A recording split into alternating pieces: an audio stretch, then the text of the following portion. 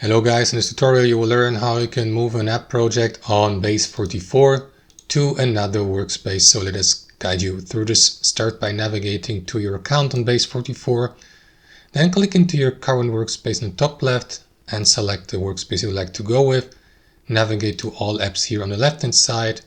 Navigate to the given folder, and from the given app click into these three dots, and then you will see this option, Move to Folder.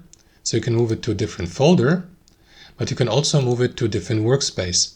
To do that, click into these three dots, select App Settings,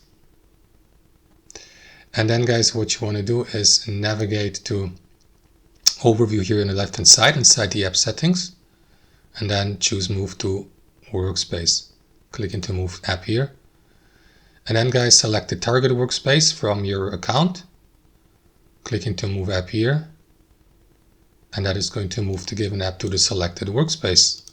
That's how it works. Thanks for watching, and I'll see you next time.